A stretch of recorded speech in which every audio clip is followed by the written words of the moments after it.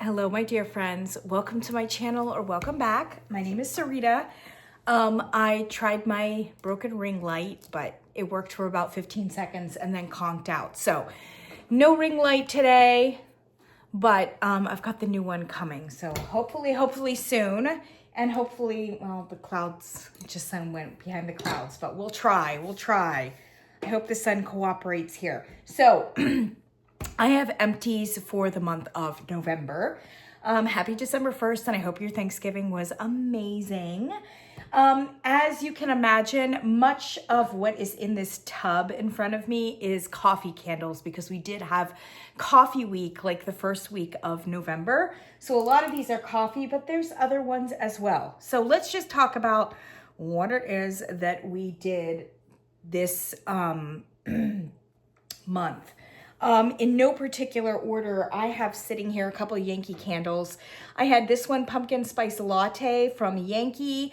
This came out in their cafe collection and I think it's still available. This is a lovely, lovely pumpkin spice. It doesn't really have any coffee in it. There's nothing in it that makes it like different or makes it beverage-like or whatever else. It's just a really deep, roasty, toasty pumpkin spice with some very warm ginger in it. So I thought this was fantastic.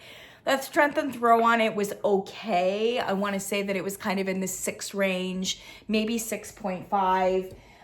But that's not bad for Yankee candle. And unfortunately, it's kind of what we've been stuck with for a lot of candle companies this year. So yeah. And then there was this one as well, vanilla chai latte. I had really high hopes for this candle because it has a beautiful cardamom note in it. And I said this when I reviewed it. Yankee has developed a really pretty authentic cardamom note that is really special. They used it in the sweet vanilla horchata this year in January. And they've used it here, which it's very welcome in that a traditional chai has a good deal of cardamom in it. A little bit more of star anise, I think, would have gone some way, although I can smell it, and there's a good amount of cinnamon and ginger as well. It's a really pretty spicy and fairly authentic chai fragrance note, which is impressive because most candle companies really do not nail that authentic chai spice concoction for whatever reasons. And I think it's partly because as Americans, we tend to not use cardamom very often. And I think it's the cardamom note that really makes that spice concoction special, unique, evocative. So it could be that. Chai is often used in the names of candles. It is invoked, but often not a very good spice concoction or a very traditional one. And I was very impressed with the way that this smelled on cold.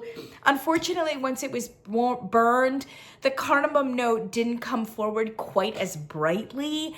And so then it just kind of became a very toasty ginger forward kind of candle. And it was very savory almost rather than sweet. The strength and throw is not great.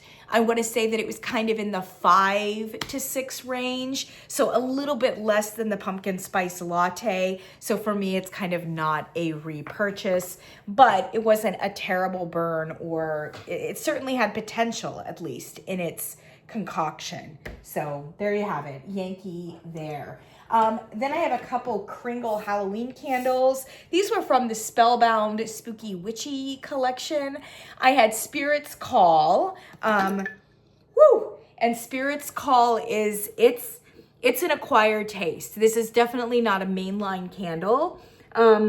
It's a lot of wood notes and then a very funky herbal note that is probably patchouli and something else. It's dry though, as opposed to like damp and earthy, which I kind of appreciate. Doesn't take the funkiness away. And for me and my money, and I don't know if it's the combination of the woods that are used. So I know it's guaiac wood and clove wood. Yes, smoked pumpkin, and it's smoke too. Smoke, guaiac, clove wood, cedar wood, and patchouli. Yeah. And it's kind of all those things. There's something about the smoke and the guaiac, I think, maybe the cedar as well, that comes across as kind of like a barbecue smell. And because there wasn't a whole lot of sweetness in the candle, it just went a little backyard barbecue for me, and very savory, almost meaty. And I didn't love that.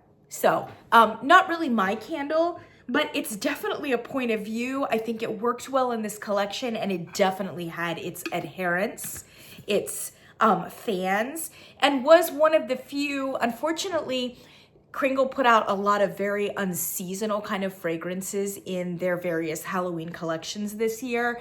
This was one of the ones that was on point, on brand for the Halloween period, and was very well liked, especially by the very niche Halloween crowd. So yeah, Spirit's Call. It was, if I recall correctly, the strength and throw is decent on it. I mean, it was a good 6.5, maybe 7. It felt a little bit stronger than I think it actually was, just because it was a very kind of aggressive, off-putting kind of fragrance note. So a little bit is going to go a long way for most people, but I do think that it probably stayed in the 6 to 7 range. Another Halloween candle, I liked this one a lot better, but unfortunately the strength and throw was even less than that, was Guardian's Vigil. And this was another one that I think was fairly well liked. There was another one called Limerence and Light, and everybody loved the Limerence and Light one. But I thought about maybe getting it, but I did hear a lot of reports, even from people who liked it, that it was very weak in terms of strength and throw. And I noticed that the people who really, really liked it tended to be the people who really like very sweet things. So I was just concerned that it wasn't going to be my candle, but I just want to mention that and flag it for you, that Limerence and Light seem to have been very well liked. Initially, Guardian's Vigil was well liked, and then people kind of stopped talking about it. I really liked it a lot. This is another one of those candles that seemed a little bit on the funky side, almost like a lavender sage with possibly a patchouli. So kind of like some cooler herbs along with a funkiness.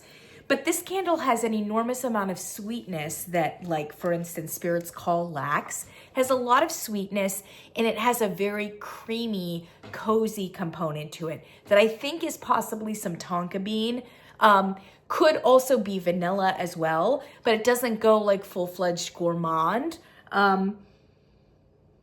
Yeah, and the creaminess, and although there's no like linen or cotton note, it has kind of a cashmere like coziness to it up against the lavender, which otherwise would be very sharp and aromatherapy, and the sage, which goes the same direction, with the patchouli, could just kind of take it in a very overwhelming, off-putting kind of way, or a medicinal way. And I think that the creaminess and the coziness and the cashmere tonka bean element just really kind of pulled all three of those back from the brink, if you know what I mean, and made the whole fragrance work as, frankly, a very pleasing fragrance. And when it was burned, that cozy cashmere, amber, tonka kind of note really came forward even more, which mitigated, I think, the medicinal nature of the lavender sage patchouli.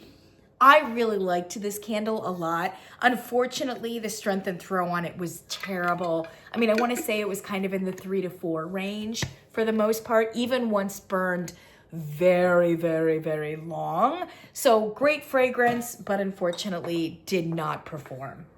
So that was that. We've got a few Homeworx candles, 2 that are very similar, and I reviewed them in the same breath. Coral Poppy, which was marketed and brought out in the spring and in the summer this year as a new fragrance, and has this lovely packaging, this lovely poppy packaging, peachy packaging, with a nice kind of white rattan look. The whole collection was really beautiful in that respect. Unfortunately, this candle was actually much more of a fall candle, and for that reason, I don't think got the attention and buzz that it should have gotten in the spring and summer. The only other reviewer who I think made a big deal about it was Kevin Inanel, who burned it and said, this is a fantastic candle, and it has amazing strength and throw, and it's just a very deep, dark, plum kind of candle that you would want in September and October and November. So that's kind of when I burned it. This was the one that got extremely sooty. I personally have never had a Homeworx candle do this. And I suspect you probably haven't either. I didn't even know that it was possible for them to do this. That said, I did burn it for pretty long. I mean, I would burn sometimes this candle for 8 hours at a time. And I knew that I shouldn't have done that because the flames, I think this was an overwicked candle possibly. The flames on this candle were insanity. I mean, the minute that you would just kind of light the candle up, they went crazy. I mean, it was like pouring gasoline on like a candle. Like it was just craziness from the very beginning. And so knowing that the candle was very hot and furious like that, no, I should not have burned this candle for any longer than 2 or 3 hours at a time. But one time when I was at home, I was just enjoying it so much, I just let it keep doing its thing. And this is what happened. So this is one of those very hot and furious candles from Homeworx. The Espresso, which I actually have here. In fact, I'll just mention it. The Espresso Martini candle also burned extremely hot, extremely furious. So much so that with both of these candles, I kind of had to worry about like what was underneath them. Like you couldn't touch the candle at all. It was just so hot. And almost from a safety standpoint, I kind of had to keep my eye on both of them. This one did not really get that sooty though. You know, it was this one that just kind of went off the chain. The strength and throw on this was fantastic. In the open concept, I don't even think you need a hurricane. In the open concept, I got this up from a 7 to an 8. Easy. I think I tried it once in the back bedroom and it was way too overwhelming. So it's a very, very strong, jammy, plummy candle. It's supposed to have coral poppies and peony blooms and Meyer lemon in it as well. But it's that sweet plum note that frankly just takes the cake and kind of overwhelms everything else. It works beautifully. It's a little bit basic and a little bit linear because of how heavy that plum note is. But man, it's a gorgeous, gorgeous candle for the harvest season. I loved this one. It has a warmth to it. I think it's got a nice amber note in it. Lovely, lovely candle. And yes, I would repurchase it again. And I would recommend it to you with the caveat being that I don't know that you would want to burn this in the fragile spring. I think this is definitely more of a fall candle. So Espresso Martini was terrible. We've got that out here. This was part of our coffee week. One of the worst candles I have ever burned certainly from Homeworx. I think this is one of the worst that I've ever burned from Homeworx. It's supposed to be, allegedly, freshly brewed Italian espresso, cafe al latte liqueur, rum, and whipped vanilla froth. And these are like all my things, the deep, dark espressos and the liqueurs and the rums. This should have been a knockout of a candle, and it was horrendous. It has a very waxy fragrance note to it. And it's kind of that waxy note where you're like, I'm not really sure that there are enough scent oils in it, so I'm just smelling the wax, right? And then there was this like weird, toasty, nutty, almost popcorn, buttery element to it. And a vague like bean note that could have been a coffee bean. It could be a cocoa bean. There is something kind of a little cocoa bean, very brittle, very dry, very like, it's not enough of anything. This was a whole lot of nothing, burned hot and furious. Of course, had no strength and throw because it just was giving nothing at all. This was a total fail of a candle. And it seems to have some sort of presence in the catalog. I mean, this is one of those candles that like, they should have known from the beginning that this was one they needed to go back to the drawing board. They did not. And then they doubled down on it and are continuing to market it and sell it, which is just blows my mind. And I see it quite a bit in all the catalogs, in Marshall's, in TJ Maxx. They had this like, Harry Slatkin has this like, you know, the little candles, the smaller ones. He has this like beautiful Christmas sets of like a trio of candles. And this is one of them in one of the trios. Like, this just blows my mind. It blows my mind.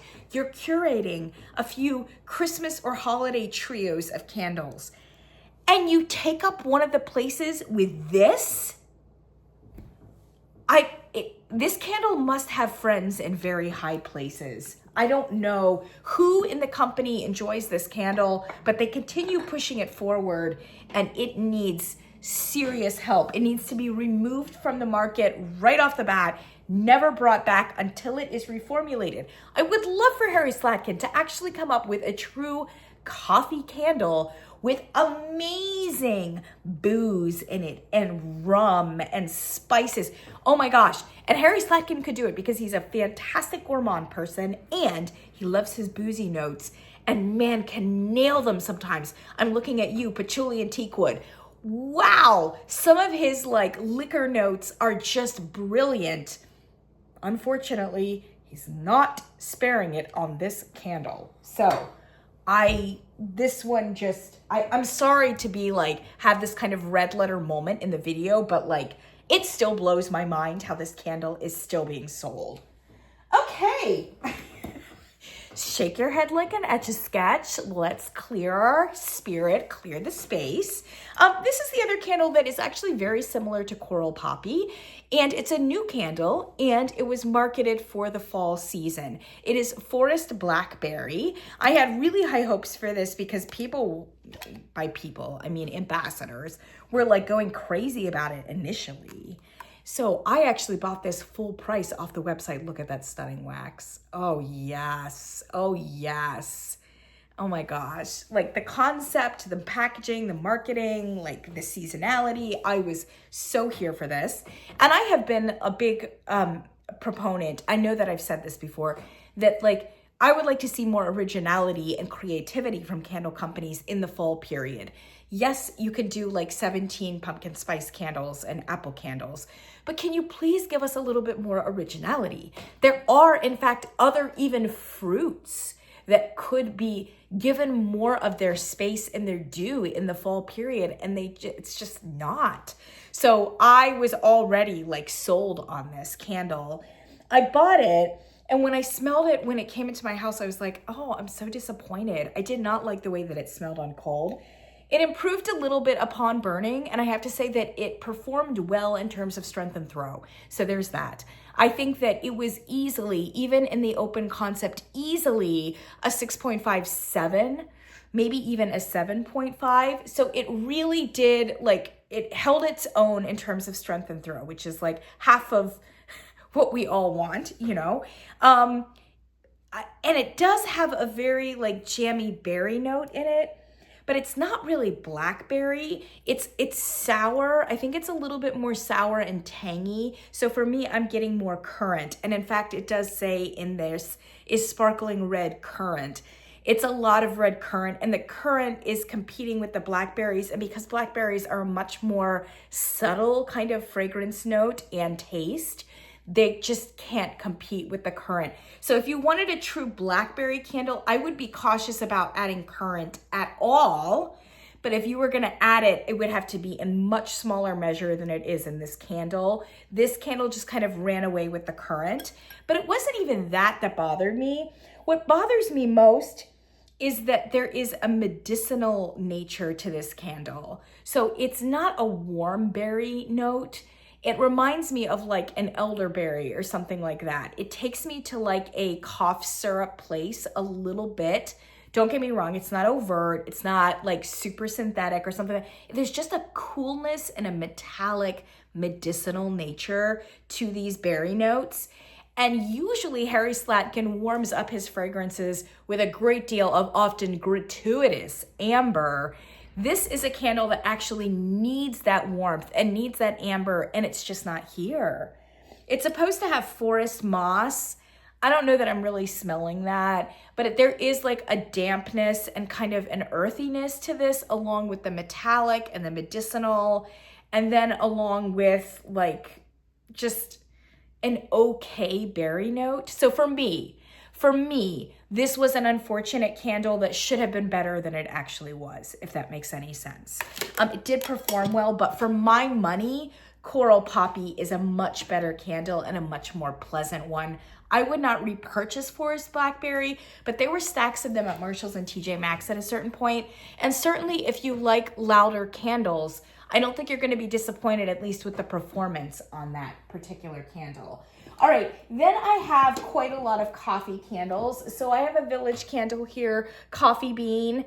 Coffee Bean, by the way, I saw at Marshall's or TJ Maxx this weekend, they have Espresso Bean out by Village. I have noticed them in a few Marshalls and TJ Maxx. To my nose, it is the same fragrance as Coffee Bean. So Coffee Bean is marketed on the website for Village Candle. Espresso Bean is what you will find in Marshalls and TJ Maxx, but I believe they are the same fragrance, and it's a beautiful coffee fragrance. Really gorgeous. Honestly, kind of my second or maybe third favorite coffee fragrance on cold of all the candles we've got. Very similar, in fact, to Candleberry right here, which was French roasted coffee. They are both very similar fragrances, and if I had to choose one, it would probably be this Village candle. This Village candle coffee fragrance is fantastic, so on point, and unfortunately just completely undermined by a very terrible performance. Village candle has got to get their shit together with the performance. Friends, this is when I had to put this candle in a candle crock. I tried everything. I put it in a hurricane. I put a Yankee Candle Illumilid on it. I tried everything. I could not get this candle to burn properly. It was puny wicks. They would often go out. This candle just refused to burn properly as a proper candle. They've got to get their wick situation straightened out. They do. They simply do. Because this is a gorgeous fragrance. And I think that Village Candle actually has some amazing above average fragrances. And you all know that I am a huge paraffin fan. So I love the fact that they're still going with the paraffin. They're going with the colors. It's a very old school Yankee Candle look. We don't know how long Yankee Candle is going to continue doing their situation. Kringle has abandoned the ship.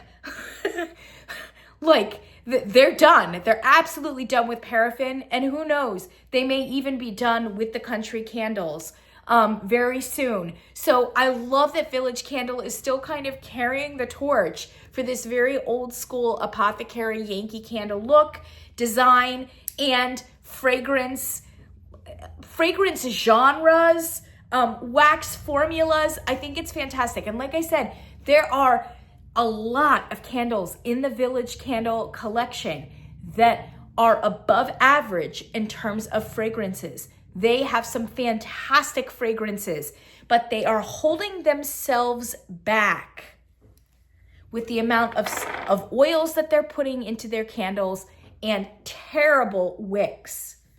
All right, I'm sorry again to have a red letter moment, but it just makes me so angry when a candle company underperforms according to their own potential. Why would you hold yourself back from greatness? Okay, that's over. Village Candle does tend to market candles for Marshalls and TJ Maxx that are essentially candles in their collection with a different name. So in the summer, for instance, they had Tahitian Twist, which I love. I love that candle, which again does not perform well, but I love that candle from Village. one of my favorite candles, but in their traditional catalog, it goes under the name Soleil All Day. So Soleil All Day, when they market it for Marshalls and TJ Maxx, it becomes Tahitian Twist. So I think that the coffee bean here is espresso bean in Marshalls and TJ Maxx. And if you see it on the shelf, oh, just take a sniff of it. Take a sniff of it because it's a fantastic coffee fragrance. Arguably one of the best, if not the best, that I smelled on cold here, but just did not perform. Now, in the candle crock, it lasted me a good week. Great fragrance. But I like to traditionally burn my candles. So. All right, Candleberry was very similar. Really gorgeous fragrance on top. Woo! On cold, it is fantastic. A little bit too much sooting for me personally, and the performance on it was not good. Strength and throw was lackluster. I mean, it was kind of in the 4 to 5.5 kind of region for an open concept. It's just not good enough for me. I love paraffin, and I think this is supposed to be a soy blend maybe, but it's a pretty sooty soy blend, and it did not perform for me in terms of strength and throw. So it's a no. It also, the flames really burned low for most of the candle, so I didn't love the performance on it. And given the fact that it's really pretty hard to get a hold of these, except for the online presence, even Village is a little easier to get a hold of. You can get them in grocery stores and you can get them on Amazon. That's not really so much the case for Candleberry. So for that reason, I'm not enthused about going back out for Candleberries and after this point. So there's that. I wasn't impressed with this candle either. This is Goose Creek Coffee House, and they repackaged this a few years ago as Turkish coffee. They had a fantastic like destinations line, and they just repackaged Coffee House as Turkish coffee. This candle, I think, has quite a bit of a following. It's considered one of their better candles, and yeah, a lot of people like it. I did not like it. It's not bad. One of the weird things is that Coffee House here and also the Candleberry one, the French roasted coffee, they both have off the top this like non-gourmand, almost tonka bean personal fragrance note, an amber note, which I actually think is fantastic. And it just adds this other dimension to both of these candles. That amber tonka note does completely disappear once both of them are burned. So they're really true gourmand candles once you burn them, but I just kind of, it makes me smile because like I said, it just adds a certain dimension to this candle and makes me like it more. This candle is very chocolate heavy. So I would say 50% of it is like this caramelized chocolate cocoa note, which to me goes a little bit Tootsie Roll. But then there is a good amount of coffee in it as well. And Goose Creek does say that there's a great deal of chocolate in this. I mean, it just lists chocolate in the scent notes. I don't love chocolate candles, and I don't love my coffee candles with chocolate. So for that reason, it wouldn't be a candle for me. I didn't think it burned particularly well. This is as far as I could go down. At this point, they were puny wicks, and I burned it several times and couldn't go any further. So I would say almost a half of the candle, if maybe just a little less than half of it, I really couldn't burn and had to put into the crock. It was okay. Strength and throw was not great on it. And considering the fact that this is one of their better loved candles and one that has a continuous presence in their catalog, I'm not impressed. For those of you who don't know, I'm allergic to at least some Goose Creek candles, which makes it very hard for me to burn them or to review them on this channel. So that is why I do not burn Goose Creek on a regular basis, if you've been noticing that I just don't do that. I also had some really terrible brushes with their customer service early on, many years ago. I've heard that their customer service is better now, so there is that. But for me, it's mainly the allergy issues that I'm mostly concerned about. I had a couple Bath & Body Works coffee candles. This was Stranger Things, their limited collection, Hopper's Coffee. It's a decent coffee note. This has a lot of soot in it though, so I can't, it's just kind of messed with the fragrance. There's not like a ton of soot around them, but it just, the carbon residue must have really messed with it. It's not a bad coffee fragrance for Bath & Body Works. I am not a fan of Paris Cafe. It's got a very scalded note to me that I just cannot get past. But I've always liked this, which I believe is just a repackage of freshly brewed coffee. So if there's a difference between these two, it's really negligible. And I burned both in the same like month so that I could really do a compare and contrast. I think at one point I was even like burning one in one room and one in the other room so that I could really get a good sense for it. I really don't think there's a whole lot of a difference between these two. I think they're the same candle, which I did think was a bit odd given the fact that this was a vaunted collaboration with Netflix. We were being charged an extra $3 for this candle because of that. And it wasn't like we hadn't seen freshly brewed coffee for 3 or 4 years. I mean, it was like literally on the floor at the same time. So I think a little bit of a misstep there, and I hesitate to say that there's no difference between them, but I'm pretty sure there's no difference. Freshly brewed coffee is great. It's a solid coffee candle. It's no jazz. It doesn't have any mixers or whatever else, but because of its kind of basic quality, it is a great blending candle for a whole host of gourmand candles for Bath & Body Works. And I appreciate the fact that they had a little bit more restraint in this candle and didn't like cover it over with a ton of cream and caramel and chocolate and like, you know what I mean? That said, since the very beginning, it has just not quite had the strength and throw that it needs. And when it draws so many comparisons to Paris Cafe, which is one of the loudest and strongest candles in their collection, it hurts the reception, I think, of this candle. Initially, it came out in the Vera Bradley collection for the fall last year, I think. And it had decent strength and throw. By decent strength and throw, I mean it was kind of in the 6 range, in an open concept, which wasn't great. But the subsequent pours have been worse. They've been much more in the 5 range, with the caveat being that I think there were 2 significantly different pours of this freshly brewed coffee, this package right here. Unfortunately, I got the bad one. The bad one just burned terribly, and on top of it had strength and throw that was like in the 4 range.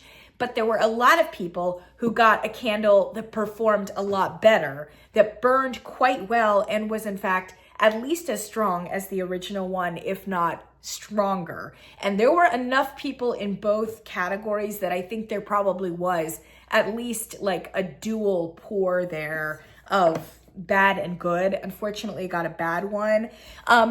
I was watching Candle Channel when he was giving he just uploaded a preview for Candle Day. And Candle Day, they are bringing back freshly brewed coffee in one of their like mini collections that we're going to see, you know, in a week for Candle Day. So I'm tempted to pick it up because I'm a huge coffee fan and a huge freshly brewed coffee candle fan. And every time they pour it, I'm just always going to be crossing my fingers and being like, this one will be strong. I do recommend it, but with the caveats of the performance being a little bit off. Here's another Bath & Body Works Cafe Latte. This one came out in the summer. It was kind of one of those stucco ceramic kind of designs that they had, a Mediterranean kind of ish tone. This is allegedly a new candle, and I think it is for them. I mean, obviously, Bath & Body Works has some well-plowed categories, and so even when they're putting out a new candle, it's a little bit hard to discern it from a lot of other iterations. I do think this was a new candle. It's supposed to be bold espresso beans, vanilla sweet cream, and caramel drizzle. On cold, it really does smell like a good amount of coffee in there with the cream. Unfortunately, when it's burned, the coffee really kind of sinks into the cream. And what you do get is a very strong toasted note, but kind of, again, in a generic bean kind of way. Like it could be a cocoa bean, it could be a coffee bean. Either way, we're just kind of getting something vaguely nutty and toasted. And toasted vanilla would actually probably be a little bit of a better name for this candle. It didn't perform badly. It was filthy. One of the filthiest Bath & Body Works candles I've burned this year, which, by the way, sidebar, we haven't had as many filthy candles from Bath & Body Works this year, and I want you all to take note of that. Take note, especially in the neutrals line, we have not had as many disasters of candles. I personally think that they are tweaking their wax formula. And I know that a lot of other people don't think so. It's just my conjecture and I don't know it for sure. But given that we've had far less filthy candles this year, they've all performed pretty well in terms of burn quality, and the strength and throw has not quite been there this year. I'm wondering if they're mixing a lot more soy into their wax formula, which would give a much cleaner burn, but also less strength and throw. This was one of the few ones that, man, it just took the cake in terms of filthiness, that's for sure. But the strength and throw was pretty high. I mean, I wanna say this was at least in a 6.5, if not 7 place for a candle. Just note that it's not a very strong coffee 7. It's more of a strong toasted vanilla nut note at 7. Who knows? Maybe you'll find one at semi-annual sale. All right. Oh, here's another. I've got a few more coffee ones. So I had this one. This was the winner for me, by the way. This was Swan Creek. And I hesitate to recommend it to you because, as with Candleberry, hard to get a hold of. You really do need to kind of use their website, pay for shipping, etc., sight unseen, blind, not really being able to return it easily. But this was a fantastic candle from Swan Creek. This is roasted espresso. For me, it was the best of the bunch in terms of strength and throw and in terms of fragrance. Fantastic coffee house candle. It has many different coffee bean notes in it. So rather than giving us like a strong cup of one kind of brew or one kind of coffee, this does have a very cacophonous, like coffee house kind of vibe to it. And I loved it. I thought it was fantastic. It's supposed to be 100% soy. It's a very textured kind of wax formula. It burned very slow, and even with the single wick, was strongly a 7.5 to 8 in the open concept. Fantastic candle, and apparently their bestseller for a reason. That was Swan Creek. And then I tried a root candle as well. This is Coffee Roastery. Root does beeswax blends. This was a terrible candle. It did give off strength and throw once it had achieved a fairly deep wax pull. And I found that for many of the root candles, they will give you strength and throw. You just need to burn them for a good amount of time. And some of them have above average strength and throw. Some of them have below average. But given the fact that beeswax is very difficult to project, even more difficult than soy, I've always been somewhat impressed by the volume that Medina, that root candles does put out, at least with many of their candles. I burned this in the guest bathroom quite a bit. I mean, it was a little candle, a single wick here. And, you know, when I would burn it for the first couple hours, I wasn't really getting a whole lot out of it. I would put it in the guest bathroom. And because I hated it so much in terms of the fragrance itself, it was kind of a hate burn in the guest bathroom. And it would sweep out of the guest bathroom into my open concept area once it had achieved a good wax pull. So I actually think the strength and throw on it is fairly decent, but man, the fragrance is just terrible. It's terrible. It's like all the worst of the coffee candles here. It has like a popcorn butter note. It has a vaguely chocolate note. It has like an off-putting, like bitter bean note. Kind of scalded. It's like all of the worst versions of coffee candles meet in this one. And it was projecting, but it wasn't projecting anything that I wanted. It's waxy. It's just like all of the things. So I think Root really needs to go back to the drawing board with this candle because it's a deeply unpleasant coffee fragrance. I think probably the most unpleasant one of all of the coffee candles I burned, including Espresso Martini from Homeworx, because while Espresso Martini from Homeworx was unpleasant, it was also kind of vacuous. I mean, it just almost didn't have much of a scent. So it was a little bit more innocuous and like tolerable because of that. This one was definitely giving off a strong point of view, and it wasn't a good one. Then I have a few wax melts here, and I have a few wax melts from one of them.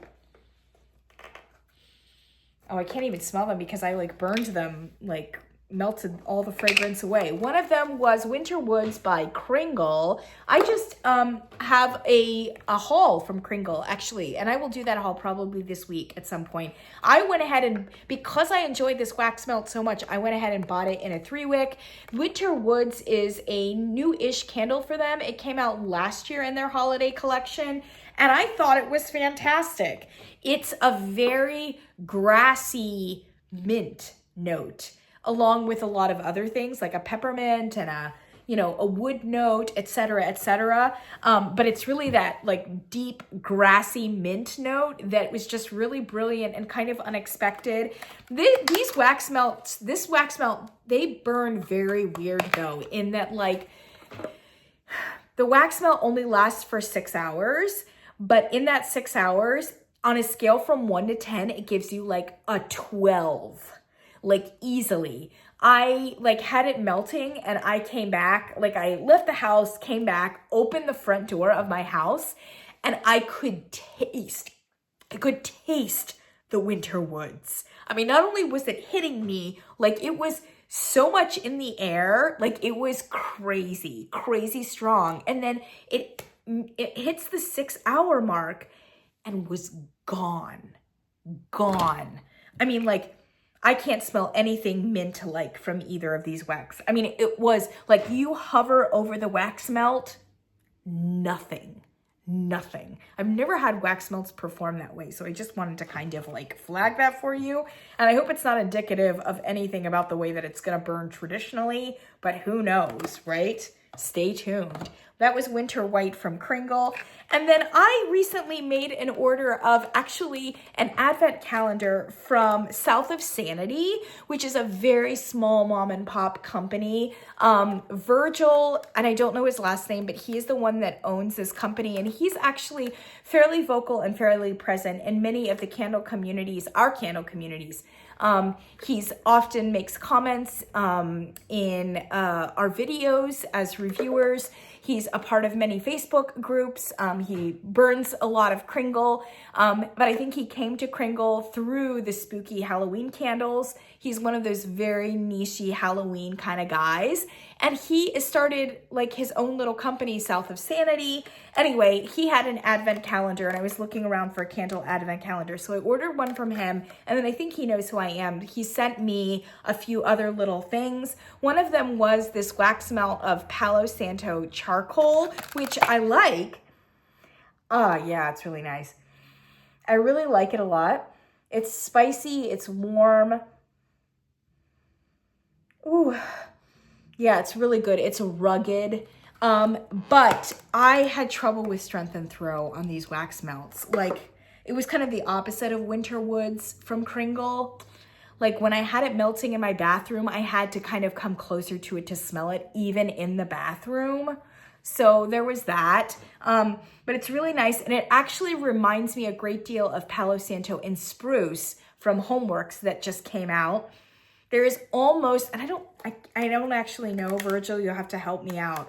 I don't actually know if there is a spruce note in this, in the Palo Santo and charcoal, but I know that when I was melting it, I did think to myself at a certain point, I think that's some pine or some spruce. So it's very similar to me to the Homeworx Palo Santo and Spruce that is a fairly new candle for Homeworx. And I'm really excited to do some more stuff from South of Sanity. He sent me this too. This is one of his 1-wick candles. And it is Longing for Christmas right here. I really liked this candle a lot. Yeah, it had some limited strength and throw, and it is a single wick. It's kind of one of those like Bath & Body Works Mason-ish kind of things. But burned fairly well.